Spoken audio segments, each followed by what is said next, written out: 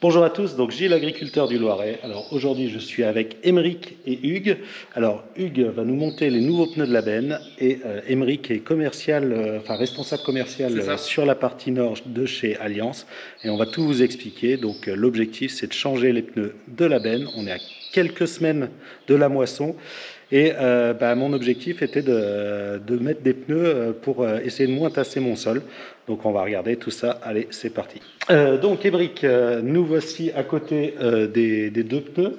Donc le nouveau pneu et l'ancien pneu. Donc l'ancien pneu, c'est les anciennes technologies, des diagonales ceinturées. C'est ça. Et qui étaient déjà des pneus, on va dire, basse pression. Ouais, voilà, donc un A328, donc qu'on voit beaucoup en France, et qui est beaucoup utilisé. Et là, ça c'est un nouveau pneu qui est beaucoup plus récent.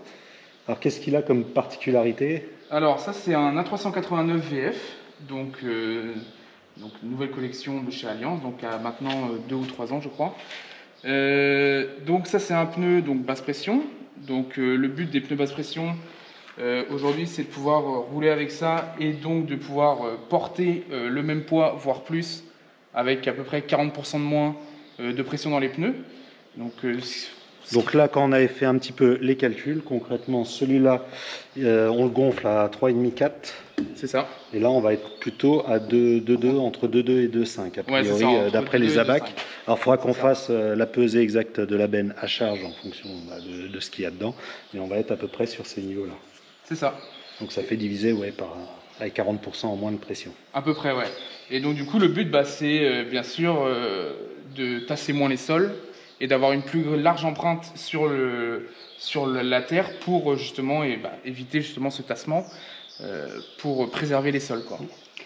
Oui, on le voit déjà, c'est plutôt des pneus carrés, alors que ceux-là étaient un peu plus arrondis. On voit déjà que c'est des pneus qui vont beaucoup plus épouser le sol, comme les pneus de tracteur aujourd'hui. C'est ça. On est plutôt sur cette technologie maintenant sur les tracteurs.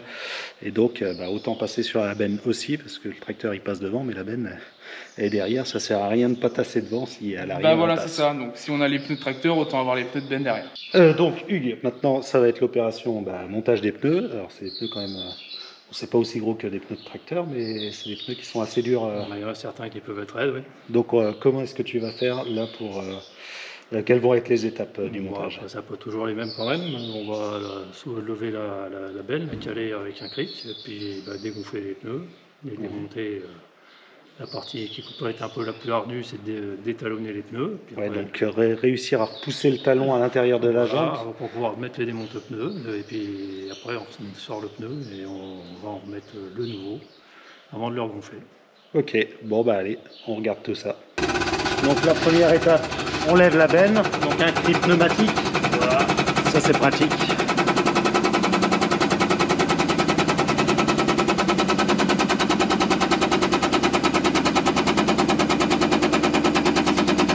Attention les oreilles, ça risque de siffler.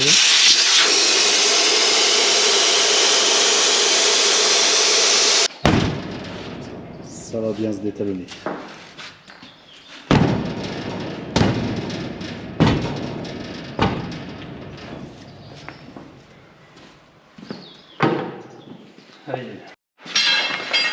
Maintenant la sortie du deuxième talon, il faut passer par derrière.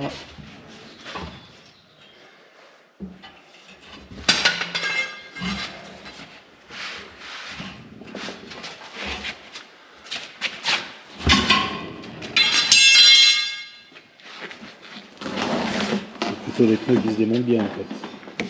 Ça va pas mal sur ce coup-là. Un petit coup de nettoyage de la jante. Voilà, pour retirer tous les dépôts et un peu l'oxydation qu'il peut y avoir, qui va gêner le placement du nouveau pneu.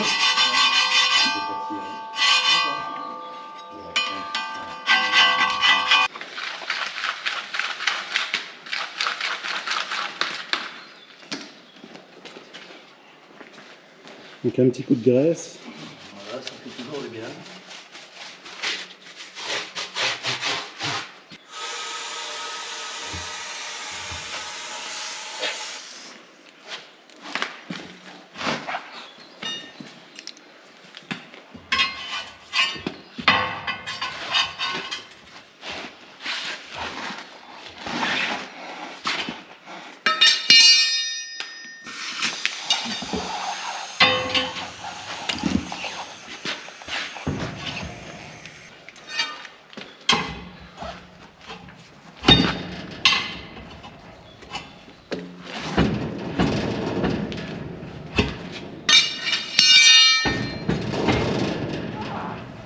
y est, premier talon de mie. C'est lequel le plus compliqué à mettre? C'est le premier ou c'est le deuxième? Parfois c'est le premier, après ça dépend si ça tourne beaucoup ou pas. Et parce que là, le risque, c'est que... La rotation de la roue.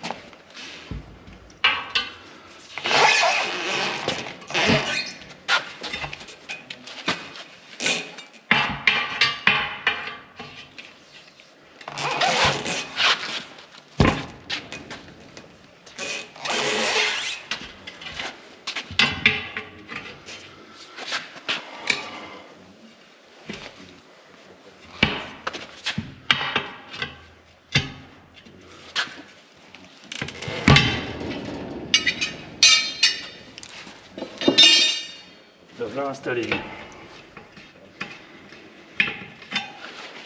Donc là, le pneu est monté, maintenant gonflage. Donc comment est-ce qu'on s'y prend? Donc, on va procéder au gonflage. Alors, par contre, c'est une opération risquée, ce qui fait qu'il faut se mettre à plus de 3 mètres chacun possible du pneu. Donc après, il faudra s'éloigner.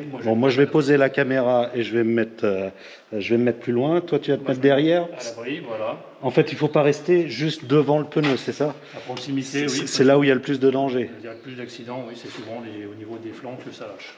Donc, il vaut mieux se mettre derrière que devant. Voilà, c'est souvent ce qui est préconisé, c'est se mettre dans l'axe de la bande de roulement pour éviter les projections des flancs. Ok. À combien de barres pour mettre les... Et là, suivant les pneus, c'est spécifié dessus. On a un marquage qui est souvent représenté comme celui-ci avec un triangle. Et ça, c'est la pression de mise en place des talons.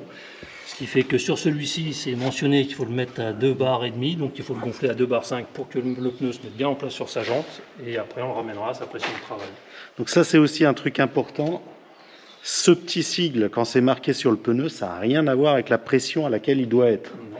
C'est juste la pression pour pouvoir le gonfler et installer les flancs à leur place.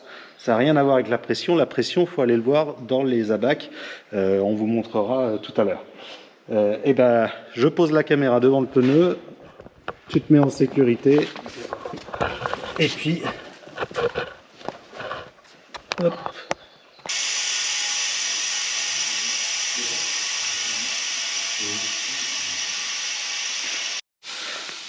Donc là, ça y est, il est en place. Il est en place à 2 barres et demie, ce qui fait que là, je vais remettre l'embout de valve sur ma valve et puis je vais recontrôler la pression de pneu. Et là, l'embout de valve, en fait, là, tu étais sans embout de valve pour pouvoir gonfler fortement. C'est une valve qui est en 2 parties. Il y a deux débits. Donc j'ai un gros débit pour placer le pneu, surtout les pneus tubeless, pour que le pneu se place bien sur la jante et que je ne passe pas 2 heures à le gonfler. Et maintenant qu'il est en place, je remets cet embout de valve sur lequel il y a l'embout de gonflage pour contrôler la pression de travail. Ok, donc là, lunettes et casque, parce que c'est vrai que ça peut être un peu dangereux. Enfin, le bruit est assez violent. Allez.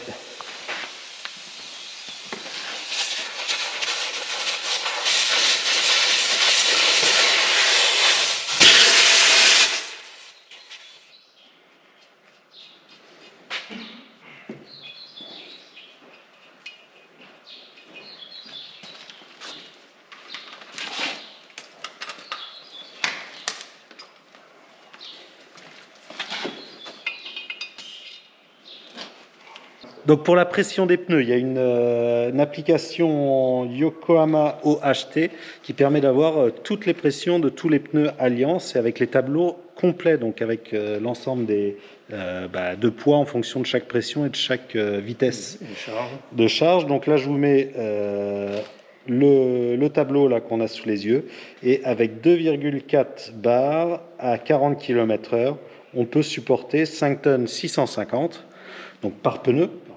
Donc ça veut dire qu'on peut un peu plus de 22 tonnes avec les 4 pneus, plus 2 tonnes sur la fraîche, ça fait du 24 tonnes, c'est largement bon, on a un petit peu de marge par rapport à la benne.